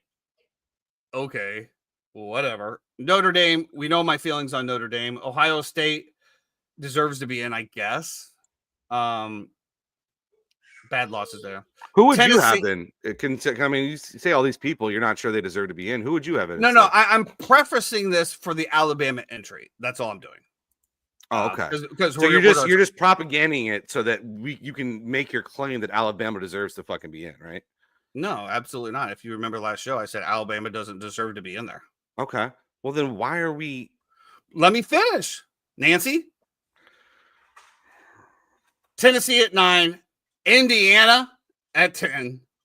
And then, of course, the SMU Mustangs at 11. The ACC gets 2 teams in. The Big 12 gets 2 teams in, 3 teams in. The SEC. Big 12? I'm sorry, the Big 10. Big 10 gets 3 teams. SEC gets 3 teams. And then Notre Dame. Okay, so let's get into the Alabama argument. Right? So Alabama, with their 3 losses, is ranked 11th in the nation. SMU is still ranked above them. The biggest thing for claim from everybody from Alabama is their schedule. And the strength of their schedule and not scheduling cupcake games. Okay. You lost the cupcake games, though. Now, there is an argument to be made, which I will agree with, in the SEC, that there's really no off weeks no matter who you play. Now, just means more. I will say that is true when it's SEC games. When you go through an SEC schedule, you play Tennessee, Ole Miss, Florida, South Carolina, something like that in a row. It's what we talk about every single time as far as letdown games, right? And then you think you're going into a Vanderbilt where it's an easy money and you lose. You deserve to be punished for that. Absolutely. But, the biggest thing that I heard about SMU not getting in is that they didn't play any top 25 teams. They had no top 25 wins, which I'm going to show you this right here. Now, to your point, I remember you said this last week. When does it count? Apparently, it only counts on final rankings. Final rankings is all it counts. That's what they go by. That's what, whatever. If the committee wants to say that, that's fine. But that's not what arguments that people make online are. Correct. But I'm telling you, this is what the committee says. It goes by, so top 25 wins. So you go through SMU, they have no top 25 wins. Okay. They have one top 25 loss. And then they lost to BYU, which is an unranked team at this point. So if we're going to go down that road. So I think, when you look at the SMU. Wait. I'm sorry. We're saying that they lost to BYU when BYU was not ranked. Is that what you're saying? Well, they're not ranked now. So regardless, it doesn't matter if they beat a ranked team. It holds no weight now. Just like if somebody beat Florida State when they're ranked 10th in the nation, it holds no weight now. Okay. This is what the committee is saying. They did beat 18 Pittsburgh or Louisville when they were 22. They're unranked now. Pittsburgh 18. They're unranked now. So the only one that, and then they lost. So they lost against an unranked BYU team. That's what it's going to say. And then they lost against Clemson. Now, over here, you have an Alabama team.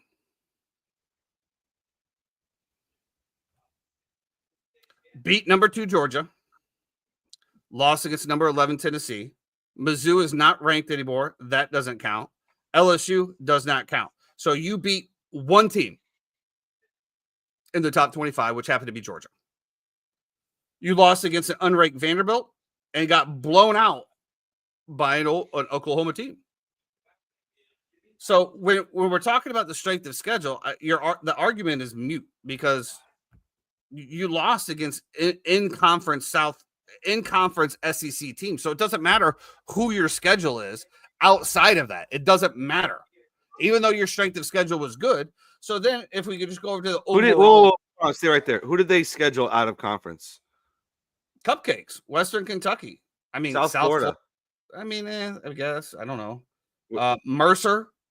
So, I mean, that's what I'm talking. That's what I'm trying to say is like, and Wisconsin. You lost conference games. That's it. It's not like they scheduled tough out of conference games and they lost, and that's why. But everybody's saying this gives no incentivize to schedule tough out of conference games. This is absolutely ridiculous, and that's why I think that argument is just mute. I don't agree with it whatsoever.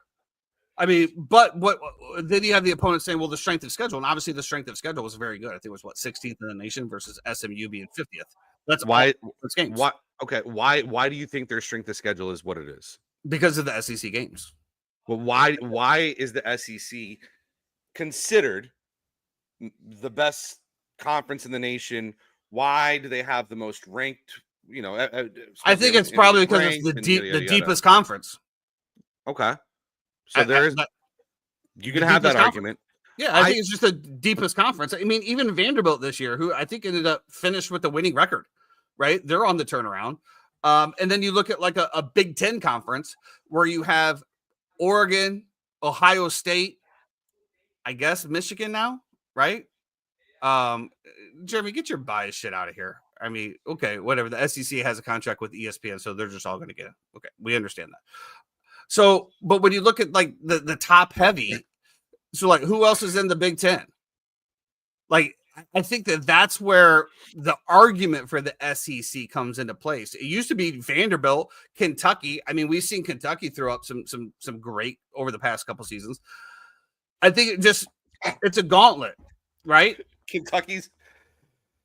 Oh God, you guys are so fucking brainwashed in the SEC. It makes me just pull did my Kentucky fucking hair out, dude. Did Kentucky finish in the top 25? It's crazy to me that this propaganda machine just continues over and over ACC and over trash. If you're trying to get out of it, has nothing to do with the ACC. You're discounting Boise college football program. Boise State lost one game the entire year. You know who the fuck they lost to? They lost to Oregon, 37-34. They were up at halftime. Okay, 20-14 against Oregon, who's the number one team in the nation. That's the one game that Boise State lost. Okay, and who else did they play? Okay, who cares? I didn't say that Boise State doesn't deserve to be. Listen, hold on. You're I don't know what your point is here. I didn't say Boise State doesn't deserve to be in the playoffs. I'm saying they don't deserve a number 3 seed. An example of somebody who shouldn't get a bye. Exactly. Your argument. Why should they not get a bye? Because they're not even in the top 5 ranked team in the country. Oh my God! Look at dude. it. Where am I off? Why should we even play the games? Why even play the games? Let's just have whoever that has the most projected players that should go to the NFL. That's who we're going to put in. Let's run a simulation on NCAA 2025 and see who's going to win, and then we don't have to play the games at all. It doesn't even matter. The reason, listen, they need to abolish the ranking system. The ranking system is terrible. It's the only thing that props the SEC up in terms of their argument for why they're such a good conference. If they didn't have the ranking system, just put in whoever the conference winners are and let the BCS figure out the other 8 teams that are going to be in there. Okay, well, I think we don't need to be a good example then, right? Because rankings are subjective to the people who are ranking them. Right? It has nothing to do with what actually matters. Correct? The reason that it continues to get propped up is because you guys start and you say, "Oh, look how good their recruiting class was with this team right here." Let me tell you something. Texas A&M has had one of the best recruiting classes multiple years with Jimbo Fisher, and they were absolutely ass every single year because they couldn't perform on the fucking field. Okay, who's talking about recruiting? Games actually matter. That's how these rankings start, Tyson. What's going to happen as soon as the national championship is over? You talked about they're going to put out a preseason ranking that they think that teams are going to be on. I'm talking about this next year. This is the BCS ranking, which you said that should be the only thing that they go by, not the AP, the college football playoff ranking. Correct? Absolutely. That's what I said, college football playoff ranking is not. This is this is the people who are voting in a room watching games. Well, they have a competition committee, correct? The Associated Press is whoever wants to do. What I'm saying is get rid of the voting. Not the press one. Get rid of the voting. Get rid of the voting. Well, wasn't it years ago the BCS was strictly computer analyst, right? The BCS had 2 formulas. It also added the coaches poll and it added the Associated Press poll in as indicators to go along with things like FPI, strength of schedule, and so on and so forth. What I'm saying about Boise State is that I'm not saying they don't deserve to be in the playoff. I'm saying Oregon, Georgia, Texas, and Penn State should be your 4 seeds. That should be your number 1s. Just like when you finish. You just said you were about to fry Texas because they played absolutely nobody. I agree, and I will go into that. So wait a minute. They played an SEC schedule, right? I didn't say that at all. They played an SEC schedule. Texas had one of the easiest routes. They didn't have to go through anybody in the SEC as far as the juggernauts. Look who they played. Who did they play? They lost to Georgia. Who did they play? They got by without facing LSU. They got by without facing Alabama. So not all SEC schedules are created equal? 100%. Okay. 100%. Okay. Why is that, Tyson? Because the SEC is not a completely dominant conference. Well, I will stand on the hill and die to say the SEC is the deepest conference in college football from top to finish. I think it used to be, absolutely. But I think because of transfer portal and because of NIL, it is severely taken away depth of teams. Which conference is better, deeper? I don't know. I don't care about the. No. You just said that. Well, I care because you just said I'm wrong. So just tell me which one's better. All I said is that I think your argument was completely valid previous years that you've had, but because of NIL and because of transfer portal, it has weakened how great the SEC is comparatively. You're trying to say the SEC is so far ahead of the Big Ten or wherever it is. Well, I said it's deeper. That's all I'm saying. I'm saying it's You're deeper. Saying it's farther ahead because it's deeper. Correct. I mean, okay. Let's just look at the teams here. Big Ten. I'm saying though, I think that, we talked about the NIL and the fact of I think it spread out the players where you don't in the SEC anymore. It was Alabama, Georgia, right there for the longest time, but Georgia's still up there. But now with NIL, those players are going to other schools. I just think it has devalued the conference because you can go get a backup on whatever SEC team you want to come start for you and actually get reps and play immediately. Okay, so let's look at this one here.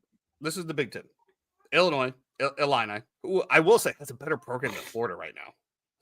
But we'll see what happens. They play South Carolina, I believe. Indiana, which that's been an amazing turnaround. But again, I don't know who they're playing. Iowa, Maryland, Michigan State, Michigan, Minnesota, Nebraska, Northwestern, Ohio State, obviously Oregon, Penn State, Purdue, Rutgers, UCLA, USC, Washington. I mean, is that the closest one? Or is that who you would put up against them? I think the Big Ten can be put up against the SEC. I just think there's just so much bias when you have a league that literally has its TV deal and TV rights associated with the people who are on the committee who are making the decisions and making the votes. I think that is a huge conflict of interest. Who's on that committee? Who puts on the show of the college football playoff, Tyson? I'm saying who's on the committee? Who puts on the college football playoff production and show? I'm assuming they're on ESPN, correct? Why are you acting like you've never seen it before? I'm just saying, don't they also play on CBS? No. Oh. No. Well, I know that, I said about the CBS leaving the SEC leaving CBS was tragic because that just happened this year, but the SEC always played on CBS. And ESPN exclusively. Well, now they are, yeah, for sure. Yeah, ESPN exclusively owns the SEC, or SEC owns ESPN, whichever way you want to prop it up. So you think that they yes, whatever's going on in your head right now, yes, 1,000%. I don't know who these people are. I certainly shouldn't have to click on them. What I'm saying is I don't care as much about the actual committee itself. I do think the committee should be made up of people who are not actual athletic directors and not actually have any kind of vested interest in terms of getting a team in or not getting a team in. I think that's complete and absolute trash. But other than that, I mean, I don't think they should be involved whatsoever. I don't think you should have the athletic director from whoever, Ole Miss, who's voting on whether an SEC team or an ACC team should be in the college football playoff based off of strength of schedule. I think that is a huge conflict of interest, especially with the amount of money that you make for getting into the playoff. I can't disagree with that, but aren't there also members from other conferences that sit on that board, or is it just all SEC? For sure. But what I'm saying is that I don't think any members of any team, like no active athletic director, should be sitting on this board. Okay, so who should the board be made of? I'm not disagreeing with you there at all. So who should it be made up of? I don't. Former players, maybe former coaches, people. But won't former players also have a bias? Maybe you just put up a thing and you have the 12 people, you do a random drawing like a Willy Wonka to the golden ticket and you allow them to be on the college football playoff committee. Maybe you just get rid of the college football playoff committee altogether and you let computers choose it. I don't know. I don't think you're wrong there either. It would be an interesting formula. Like I said, I mean, because my biggest thing, so let's just look at this real quick. So obviously Arizona State, or I'm sorry, not this. So let's just look at who didn't get it. Who deserved to be in this playoff that did not get in? Nobody. Okay. So with that being said, we talked about strength of schedules, things of that. So to me, if you do a computer program, the strength of schedule is going to be on there. Now, there would also have to be a way to calculate the strength of losses, right? I know that sounds weird, but like when you lose to a bad team, or if you lose to, let's just say, 1 plays 2 and then 2 loses to 1, or 1 loses to 2, you know what I'm saying? Like that, those are better losses than losing to an unranked team by 25. But the whole rankings thing is only based off of what we solicit and prop up as propaganda, is my opinion. I think the rankings thing should be absolutely thrown. Eye test, in my opinion, when we talk about eye test, you'll hear the community eye test, like, okay, data points, eye test, all these different things. I do think Miami has a legitimate issue. If it came down to SMU beating Clemson and Clemson got knocked out, I think Miami has a legitimate argument to try to get in, because they lost to 2 teams that were both 8-3, I believe. So they lost to Georgia Tech and to Syracuse. So Georgia Tech 7-5, I believe, and Syracuse finished with 3 losses, I believe. I think that we can agree that it's just we thought it was going to be better, but then we also kind of knew that there was going to be issues to arise, and these were definitely the issues to arise. When I look at SMU, though, and I look at this schedule, I don't know. I don't even know how you rank it anymore, to be honest with you. I think that Alabama's losses definitely knocked them out. But on the same token, they do have some good wins, I guess. I mean, you beat Georgia. Okay, great. And you lost to Tennessee. I don't see this schedule screaming out to me that Alabama has to be in the playoffs. I don't. I think if you probably didn't lose to Oklahoma, yeah, and SMU still lost, I think so. But you lost to Oklahoma, and you lost bad. You only scored 3 points against Oklahoma, dude, who just fell off the end. So, to your point, when I'm looking at this, as far as who should have been in and who should, I don't see anybody that's like, they should have been in there. I mean, the argument's just going to be SMU versus Alabama, and at the end of the day, Bama lost. Now, again, if you just want to talk about conferences, I guess, yeah, I'll die on the hill that I feel, I could be wrong, but I feel, and I think the majority of football fans feel, that the SEC is just the toughest conference all around. When you average out the bad versus the good, things of that nature. Now, I will say that some of these other conferences with this conference alignment are, as to your point, closing the gap. I did want to mention one thing as well, too. BYU is ranked 17th. And you had said that they weren't ranked. So. I apologize. Whose schedule was that? The SMU. Oh, SMU, right? That's SMU, I think also. That's who we're talking about, BYU, correct? They played BYU, I think, had a decently tough schedule this year, if I remember correctly. Nah, we were talking about them. Arizona State. They lost to Arizona State as well, too. That was another one of Arizona State's wins, was BYU. I mean, they played Southern Illinois, Wyoming, Kansas State, Baylor, Arizona, Oklahoma State, UCF, Utah, Kansas, which Kansas turned it on at the end.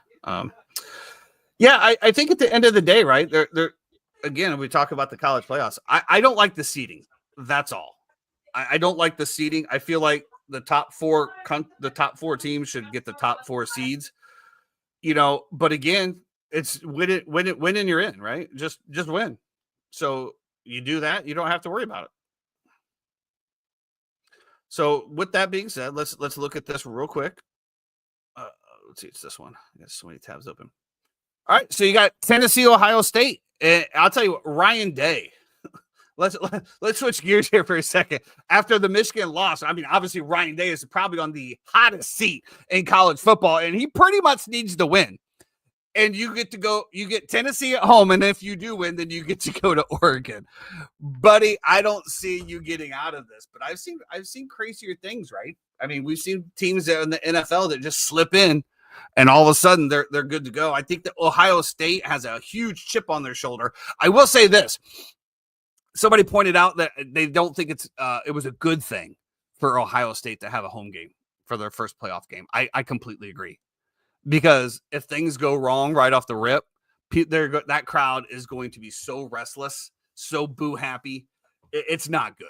But I mean, Ohio State. What do you think, Jeffrey? Can they at least get past Tennessee? I mean, they can get past Tennessee, but like you said, the pressure, I think, is just going to be a little bit too much. Even if you go up, you're just going to be thinking about the entire time. We can't let them come back because, all of a sudden the temperature in the building is going to get, really, really to be a problem. I do think Tennessee has good weapons. I would still give the nod to Ohio State. And I think I think college football will benefit from having a rematch of Ohio State versus Oregon, which was a great game to start the year. We shall see. I don't know. I think Ohio State's down bad, man. I think that Michigan flag planting thing, I think that hurt them bad. I mean, you had, what was the guy's name? They're not playing the flag again this year. What was that guy's name? I mean, they're just down bad, man. Keep in mind too, all these games will not happen until next week. So yeah.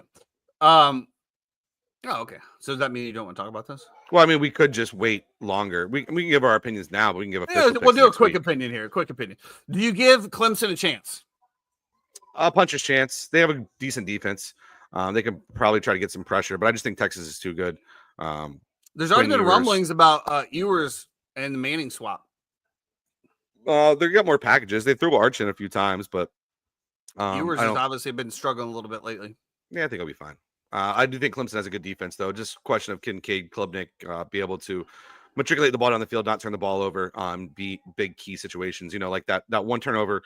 Obviously, we're there on the 10-yard line, and he throws a bad ball that gets tipped right into the defender's hands of South Carolina to end up ending the game. You look at Clemson a little bit differently if they get a W in that game as opposed to the L. So I just think it's a little hyperbole here, but. I don't think they stand a chance, and I also don't think Indiana stands a chance against Notre Dame. I do like the in-state rivalry game. I do like the in-state there, though. I do think that's great too. I do think Notre Dame not only beats Indiana but beats Georgia as well to make Georgia's look very suspect. I mean, an interesting showdown here that I think could potentially come to fruition. Just because I will say Franklin has been terrible against ranked teams his entire career, and this is like a spot where Penn State should run SMU, but SMU, they can play some off. Rhett Lashley, you give him 2 weeks to prepare for anybody. I think he's got a chance. I mean, he's ACC coach of the year for sure. I think you give him 2 weeks to prepare for anybody. That's going to be a thing. And SMU, it's not like, Dallas, it will be cold, right? But this is a noon kickoff that they're going to have in Happy Valley. It's not like it's a whiteout, I believe. Let me double check that. I'm sure they'll make it a whiteout. They usually do for all their big games. I haven't been high on Penn State the entire year. I thought they've been frauds the entire year. I definitely agree with you. I think SMU does the deed here, and then you're going to have an SMU Boise State game, which I think that's going to be an amazing run and gun game. Let me see if I can college football playoff here. Let me see. Okay, Indiana Notre Dame 8:00, SMU Penn State 12:00 on TNT. I just think that like that early game is a beautiful opportunity for upsets. Like you get in a night game sometimes and the crowd's been jacked up and drinking all day and yada, yada, yada. You get to them early. You get a chance to punch them in the mouth early. Everybody's caught off guard. They haven't got their footing yet. I think that I would give SMU a puncher's chance here for sure. I like SMU to win straight up. Like I said, I thought Penn State's been frauds all year. I don't believe in Penn State. I could be wrong. I don't know. We'll see what happens there. Definitely a lot of controversy, as always, with the college playoffs. I say we just increase it again next year. Let's go to 14. That way we can bitch about who's 15 and 14 and who didn't get in, who didn't get out. I think, though, when you looked at it, though, overall, like you said, I don't think that you could say Alabama, whatever, but the fact is Alabama lost 2 incredibly terrible games. I didn't think that they deserved to be in there. I said that last week. I stand by it. When the original thing came out, I just don't see how you rank Clemson over the team that they just beat. And I think that's, to me, is more who do we want to see play each other? So to me, that's funny, not right? True seeding. Because here's the thing. If they did that, Clemson would end up getting the bye, right? If Clemson was ahead of SMU, Clemson gets the bye. Because it goes off. You just flip them 12 and 11. But what I'm saying is no, because it would go off of conference winners. Highest ranked conference winners are the ones who get the buys. So there's 5 conference winners, right? You have Big 10, SEC, Mountain West, Big 12, and ACC.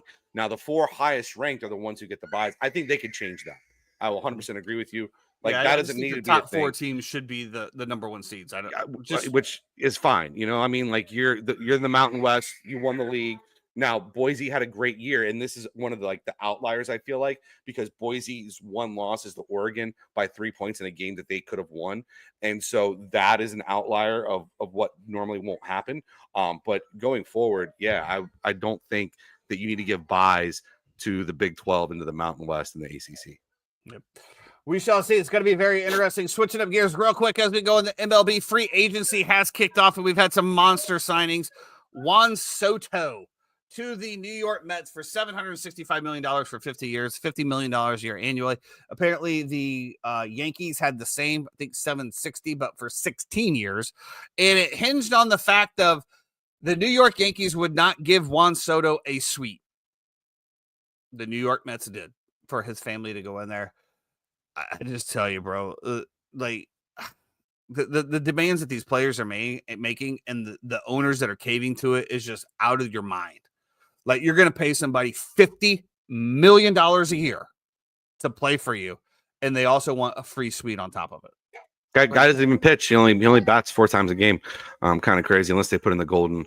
And the fact is they did whatever it is. But I guess it came down to it. They kind of wanted to just to have him, but Aaron Judge wants a suite. Derek Jeter, like, at what point do you just give all of the suites to your players? Yeah. I mean, listen, I'll say this, and I know that there were some issues. The Yankees, I saw a couple of reports about Yankee security removing Soto's mom at one point because and also his private chef and his driver or something like that. Happened multiple times throughout the year. The same security guard in the Yankees organization, removing them from a player's area that he said that he didn't care who they were. They weren't supposed to be there, and it didn't matter. And so that was one of the things that really kind of pissed Soto off, and one of the reasons why he is now a New York Met. Well, you know what? Then shout out to the Yankees, because if it is a player-only area, it's a player-only area. He's absolutely right. And you know, this just goes to those superstar powers, right? That, hey, I'm the superstar. I make exceptions for me. No, we're not. And I kudos to the Yankees for doing that. Dodgers signed Blake Snell to another huge contract. They have $1 billion in deferred money for the next. Yeah, we're going to get it. And then Max Fried goes from your Atlanta Braves to the Yankees on $218 million. So with that being said, as we just talked about with the Dodgers, it's time for an overhaul in MLB money and salary caps. I'm sorry, this has gotten way out of hand. The fact that we're able to, so when they're deferring this money, right? Are they expecting the salary cap to just be, because they have to eat that money during those years, right? As towards their salary cap? I don't know how it works. I mean, this is just cheating the system. I mean, 100%. They're just cheating the system. They have $1 billion payroll now. Like, what are we doing? I you know what? Baseball to me, honestly, all sports, man. I'm getting salty, dude. All sports. It's starting to get to me. It is interesting with Max Fried. I think he made $40 million in the past 5 years, and now he's going to make, like, you know, whatever it is, 8, 20. He's going to make like $29 million a year. What is the math on that? 214. How many years did he sign? 8 years. Oh wow, that's a big pay cut. No. He made $5 million, 5 or 8 million a year for the past 4 years. And he just signed an 8-year deal. Yeah, it's $27 million. So $27 million a year. He gets a huge upgrade. It reminds me a lot of. And I was saying this about the Braves. Like, can you name me the last like Brave great that retired a Brave? Tom Glavine didn't retire a Brave. Went to the Mets. My guy, Greg Maddux. Nope. Left. Where did he go? He bounced around at the very end of his career. San Diego, maybe. Yeah. Oh. Chipper was the last one, but this is what the Braves do. They get good young players. They bring them in. They leave. Freddie Freeman goes to the Dodgers, wins the World Series. I mean, this is like the epitome of what Atlanta does. Is that they have guys in their prime and then they let them go somewhere else. Good luck to the Yankees on this free deal. I don't see it working out too well for them personally. Well, I thought he lost a little bit on his fastball last year. I think that park is not going to be great for him as well too, in terms of the dimensions of it, and the way he pitches. You know who the big winners are in these contracts? You know who the big winners are? The agents, the government agents, IRS. Yeah, I mean, you think about it. I mean, what do you think about it?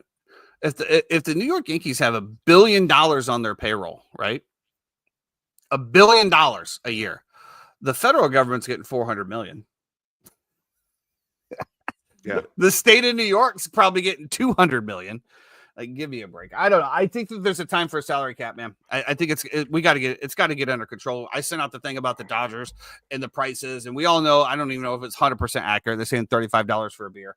You know that when you go to parks, Jeremy, you were just up in Wrigley. You were up in Wrigley as well. I mean, what's a beer? $15 to $20 for a 16-ounce beer. It's kind of crazy. Like, we were buying rounds that first day in the bleachers, and I think rounds of beers, we were getting 5 beers a pop. It had to be over $100. I think it was $80.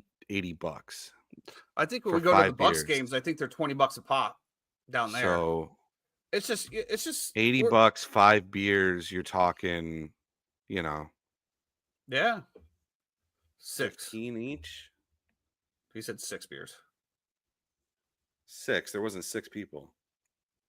Oh, it was 3 of us plus the 2 of them. It was 5.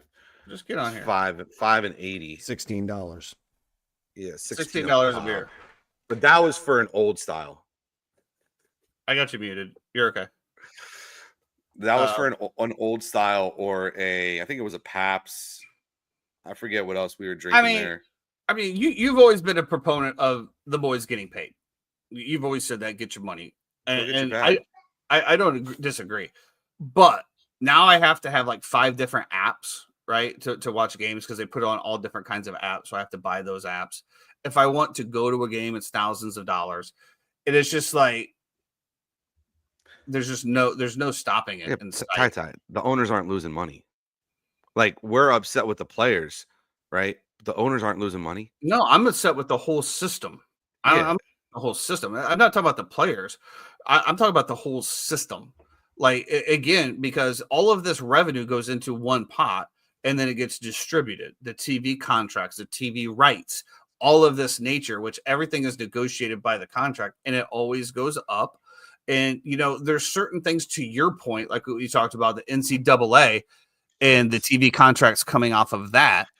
It's like, hey, at what point do we say, okay, all of our money, the majority of our money is going to come from TV rights, merchandise deals, things of that nature, but we're going to keep tickets where people can still afford to come to a game, where I can bring my family, or a family of 4 with a couple kids, and be able to go to a baseball game and get a pretzel that's not, I mean, for God's sakes, a cheese cup at Buck Stadium was $4. A cheese cup for my pretzel. The pretzel itself was $10. The cheese cup was $4. Like, I don't know. I don't like going to sporting events, bro. I don't go much either anymore, and that's my thing, man. And you're like, it's not because I don't have the money. It's just like, well, yours isn't the money. Yours is you prying yourself out of the couch, getting in a car, driving, and doing all that, which I completely understand as well. So I think it's time. Last thing to wrap us up with: a Formula One season did end last week in Abu Dhabi. Congratulations to McLaren for coming back, an amazing comeback, and winning the Constructors Team Cup. Of course, MaxiPad does win the Drivers' Championship. No shocker there. Next year's grid is going to be some big changes. Looking forward to that when it's all said and done. And I will be in Miami this year. I'm going to go back. We'll see what happens there. Anything to close us out with, Jeffrey? Shout out to the Orlando Magic. They lost last night. They did, but they played their dick off. Franz is out now too. Franz, same injury as Paulo, oblique, and it's like such a fluke injury that it's happened to 2 of them so far. And it's just like overuse, basically. You're coming into a season, and they played the Olympics this summer as well, and it's just he needs a break. So overuse? 4 weeks they'll reevaluate. Yeah, and then he's been carrying the load since Paolo's been out too. He's got the guys playing 37 minutes a game, 38 minutes a game since Paolo's been out after playing all summer and playing. We're professional into the playoffs. athletes. And we can't play 30 minutes with all of the technology they have for recoveries, 37, massages, 38 minutes, electrolytes, IVs. Like Thor's oblique is what it is. They'll reevaluate him in 4 weeks. Apollo should be back soon, but just the way that the team plays, Goga, you know, I love watching them. They're getting respect from everybody in the NBA right now, which is kind of cool to see as well. So, and the ending of the game was pretty wild. They had a chance to win that after we were up by 3. Damian Lillard hits this step back with under a minute left that just was a swift kick in the nuts. Then gets no call on the travel. Then when they got the rebound, who was it? Chris, what's his last name? Or was that Bobby Portis?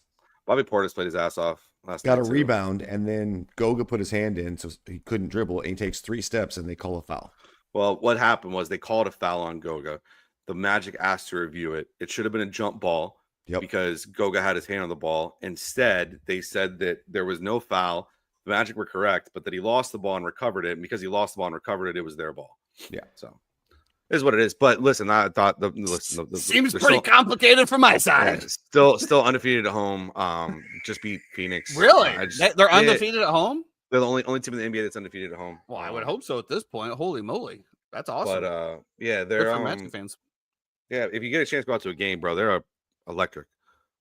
You gonna join me? Yeah. All right, let's go. Let's put the band together.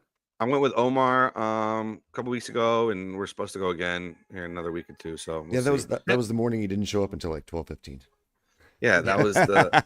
That's what I saw. I told Jerry. I saw with the picture of Omar. We're screwed. I know Bianca's gonna head down here for the Celtics are coming to town. I think Monday. Okay. Monday of next week. I think she's going down. Nice. I opted out. But yeah, if you boys want to get together, I'm down for a night out. Just buy some cheap tickets and go to Jernigan's. Honestly, cheap seats, absolutely, only way to go. Well, like what we're gonna do for F1 this year, we already booked the hotel, but I mean we saw like last minute tickets they're not giving away, but they're 50% off. So that's our plan, and that's what I've been planning to do for everything else is scalp everything. Yeah, just pick them up last minute. This kid is going crazy. All right, I gotta go. All right, everybody. Have a great day. Sorry for the long stream, but lots of info, lots of good stuff going on. We will see you back here next Wednesday. For the love of God, if you're out driving over the week, please stay out of the left-hand lane.